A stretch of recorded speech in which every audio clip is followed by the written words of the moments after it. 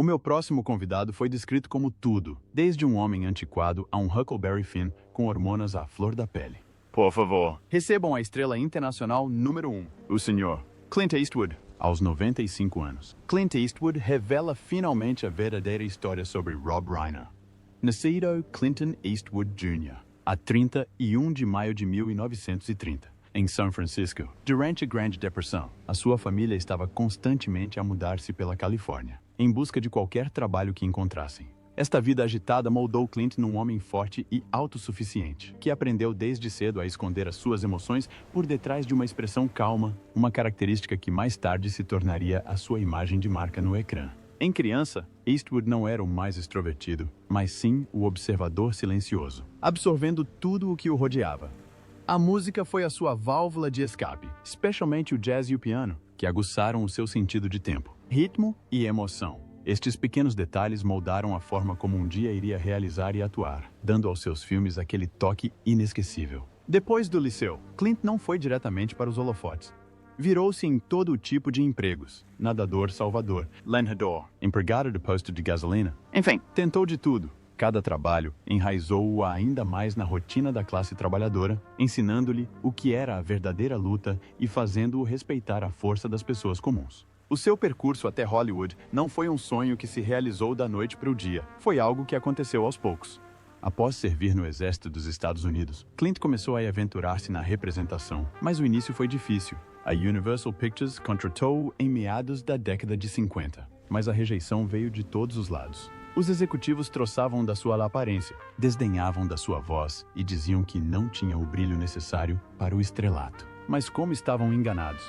Em vez de desistir, Clint redobrou os esforços. Continuou a batalhar, a aprender, a representar, a fazer tudo o que fosse preciso para conseguir aquele papel que mudaria a sua vida por completo. Esse momento chegou finalmente em 1959 com Rawhide, onde interpretou o cowboy duro Rowdy Yates.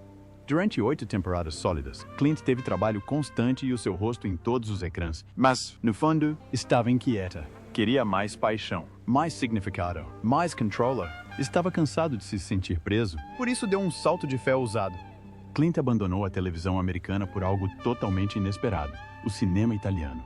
Juntou-se a Sergio Leone para o que viria a ser a lendária trilogia dos dólares. Um projeto que incluía por um punhado de dólares, por mais alguns dólares, e o bom, o mal e o feio. Estes filmes não só transformaram Clint numa estrela, como revolucionaram o gênero western. A sua misteriosa personagem, o Homem Sem Nome, tornou-se o modelo para o frio, o silêncio e o perigosamente imprevisível. Clint não precisava de palavras rebuscadas ou de acrobacias mirabolantes para dominar o ecrã. Com apenas um olhar semicerrado, uma pausa e aquele olhar calmo, mas mortal, redefiniu completamente o que significava ser homem no cinema. Não se tratava de ostentação, mas sim de poder através do silêncio, da confiança e da atitude. A sua fama explodiu mundialmente e, de repente, Eastwood não era apenas um ator, era o chefe, tomando as suas próprias decisões e conduzindo a sua carreira exatamente como queria. No final dos anos 60 e durante os anos 70, Clint Eastwood tornou-se intocável. O seu nome por si só atraía o público aos cinemas. Quando Dirty Harry estreou, consolidou o seu legado como o derradeiro durão, o homem que não se deixava intimidar quando as coisas ficavam feias. O seu papel como Harry Callahan gerou debates acalorados em todos os lugares. Uns chamavam-lhe herói, defensa da justiça, enquanto outros o acusavam de adotar uma perigosa postura de autoridade absoluta. Mas Clint não se deixou abalar. Ignorou as críticas, dizendo que as suas personagens não eram sobre política, mas sim sobre conflitos morais e as zonas cinzentas sobre as quais ninguém queria falar. E como provou a sua versatilidade?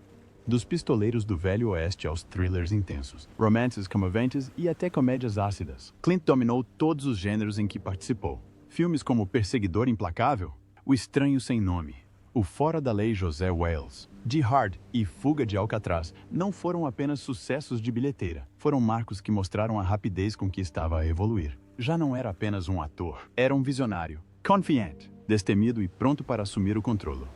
Clint começou a observar tudo. Realizadores, iluminação, ritmo, estudar a técnica como um profissional numa missão. Estava a planear o seu próximo grande passo. E seria algo gigantesco.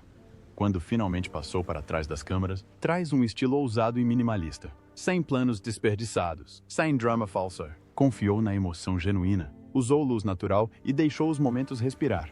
Esta precisão fria e silenciosa tornou-se a essência de cada filme em que tocava. Sem efeitos especiais, sem truques sofisticados, apenas emoção pura e histórias impactantes porque eram despidas de qualquer emoção. Clint não se importava com efeitos especiais ou verniz artificial. Queria a verdade no ecrã.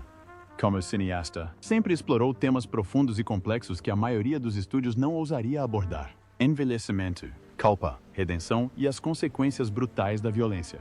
Nunca tentou suavizar estes temas, mas antes expôs-nos na sua essência, revelando o seu custo real e doloroso. Esta abordagem destemida explodiu com Os Imperdoáveis em 1992, um western que destruiu completamente o mito do nobre pistoleiro.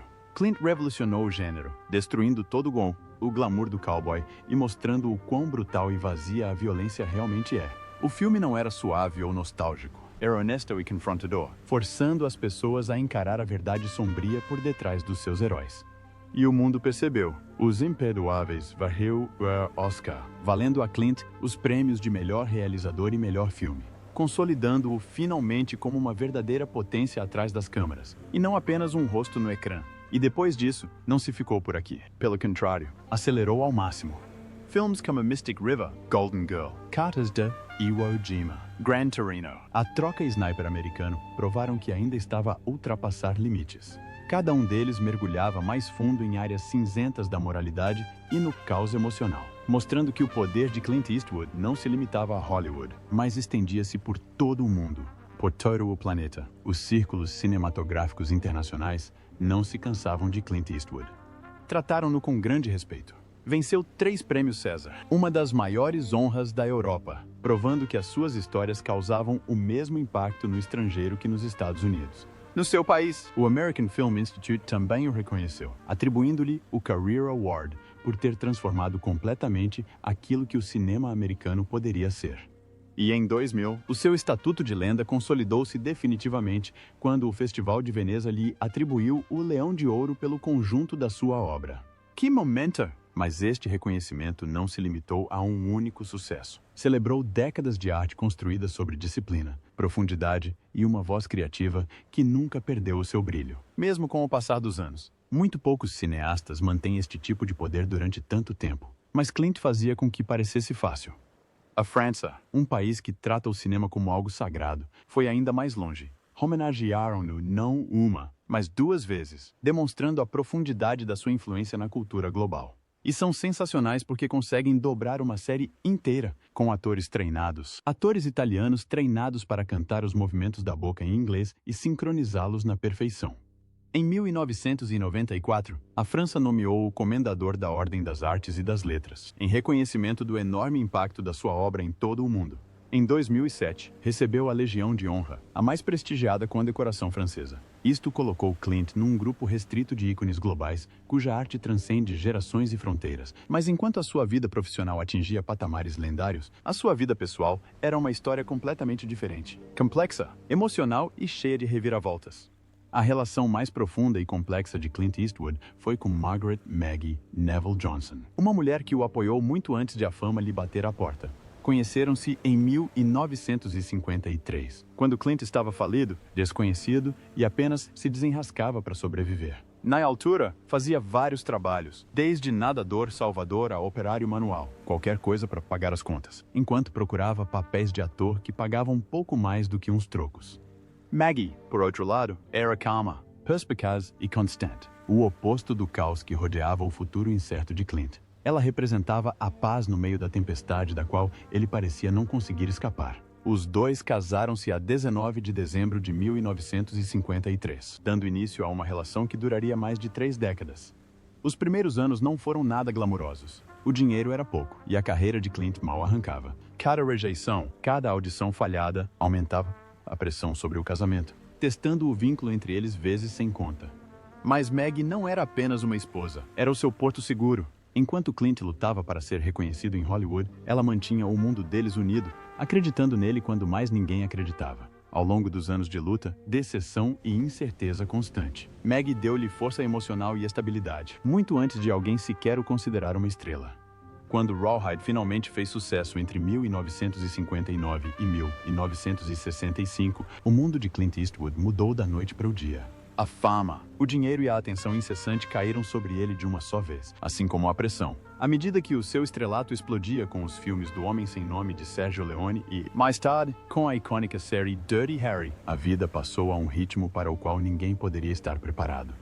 O sucesso repentino impulsionou a sua carreira, mas também começou a abalar os alicerces do seu casamento. A agenda preenchida de Clint e a sua crescente independência alteraram por completo o equilíbrio entre ele e Maggie. Ela queria paz e privacidade, mantendo-se longe dos holofotes de Hollywood, enquanto Clint estava constantemente rodeado de câmeras, sets de filmagem e a agitação das celebridades. Esta diferença, o caos público dele versus o mundo tranquilo dela, foi aumentando cada vez mais, criando uma tensão que nunca desapareceu verdadeiramente. O seu casamento enfrentou desafios brutais, longos períodos de separação e rumores de infidelidade que os tabloides não paravam de alimentar. Clint reconheceu mais tarde estes erros, admitindo o quanto a fama dificultava a manutenção da relação estável. Ainda assim, apesar das desavenças e mágoas, permaneceram legalmente casados durante décadas. Não foi por negação, mas sim por lealdade, história partilhada e um profundo sentido de responsabilidade que os uniu, mesmo quando o amor se tornou conturbado. Juntas, Maggie e Clint Eastwood construíram uma família que se manteve firme, apesar da tempestade da fama que os rodeava. Tiveram 2 filhos, o filho Kyle Eastwood, nascido em 1968, que se tornou um respeitado músico de jazz, e a filha Alison Eastwood, nascida em 1972, que também se destacou como atriz e cineasta. Durante todo este tempo, Maggie lutou arduamente para manter a estabilidade da vida familiar. Assegurou que os filhos tivessem uma infância o mais normal possível, longe do caos e dos flashes de Hollywood. Mas em 1978, após 25 anos juntos, Clint e Maggie decidiram finalmente separar-se. A separação não foi rápida nem simples. O divórcio só foi finalizado em 1984, e este longo atraso diz tudo sobre o quão profundamente as suas vidas estavam entrelaçadas.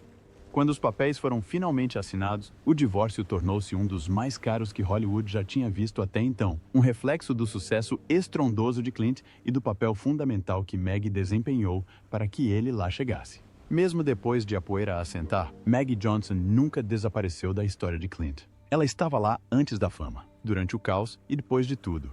Ela ajudou a moldar não só a sua família, mas também o seu sentido de lealdade, disciplina e o elevado preço que a ambição cobra. Agora, aos 95 anos, Clint Eastwood fala com a calma confiança de um homem que viveu cada capítulo, viu cada reviravolta e já não precisa da aprovação de ninguém. Olhando para trás, para os seus 70 anos em Hollywood, não reflete apenas sobre o seu próprio legado. Analisa como toda a indústria mudou e as pessoas que ajudaram a moldar estas transformações. Viu de tudo: a glória, a ganância e a rotina árdua. E fala como alguém que finalmente fez as pazes com tudo isto. Quando o assunto chega a Rob Reiner, Clint não fica na defensiva nem mostra amargura. A sua voz permanece calma, ponderada e incisiva. Ele não está aqui para causar polêmica. Ele está aqui para esclarecer os fatos. Nunca tive problemas com o Rob como cineasta, diz Eastwood categoricamente. É talentoso. Não se fazem os filmes que fez sem perceber de personagem e de ritmo.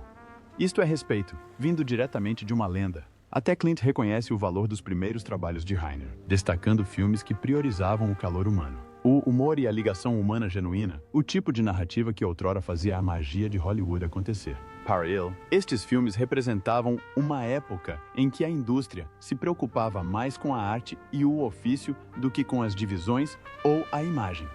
É um lembrete discreto, mas poderoso, do próprio Eastwood de que o grande cinema ainda nasce do coração, não das tendências. O que realmente incomoda Clint Eastwood não é apenas Rob Reiner, é toda a transformação que tomou conta de Hollywood.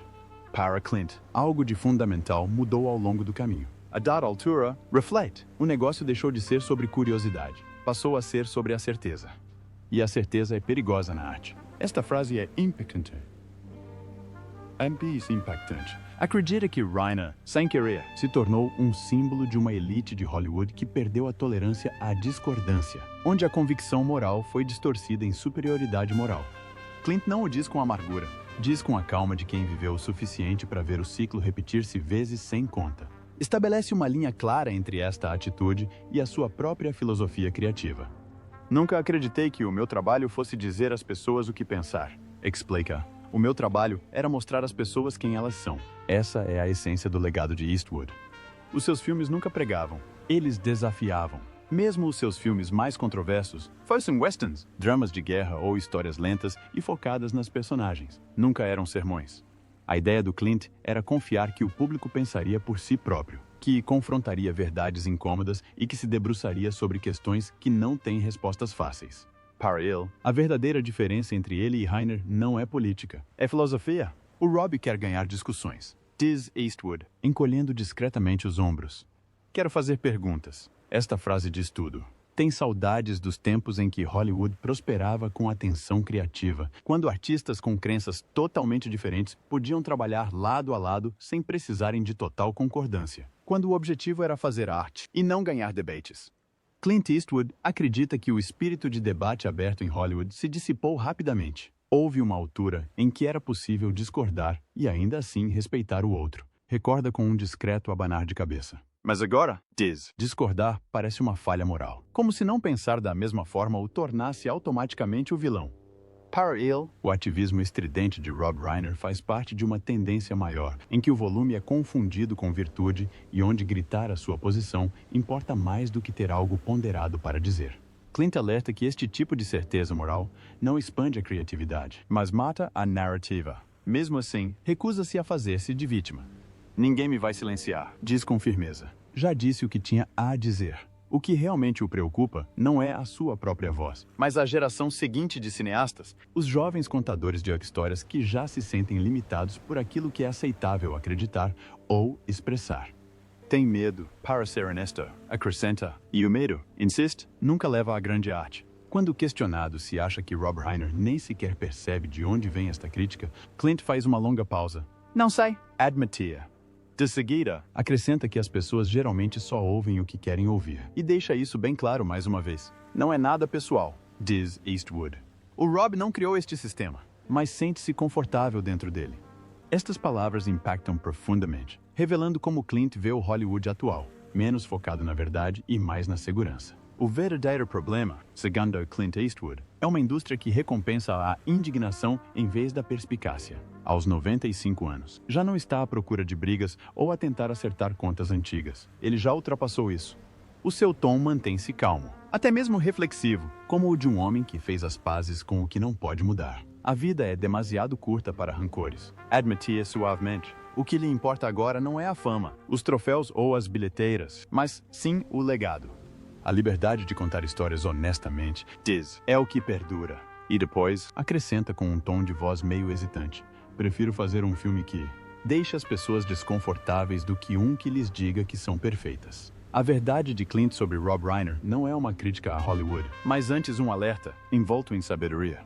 É a frustração de um artista veterano, ao ver a indústria que ajudou a construir trocar a curiosidade pela conformidade. Hollywood costumava ser um lugar para forasteiros, reflete Eastwood. Agora é um lugar onde todos estão desesperados para provar que pertencem ao meio.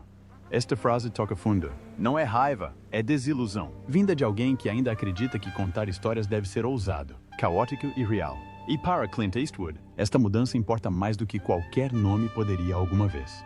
O que ele está a dizer não tem a ver com drama, mas sim com a verdade e a liberdade criativa. Então, o que acha da opinião do Clint? Deixe o seu comentário abaixo. Clique no botão de gosto. Partilhe com os seus amigos cinéfilos e não se esqueça de subscrever o Velvet Screen Secrets para mais revelações de Hollywood sem censura.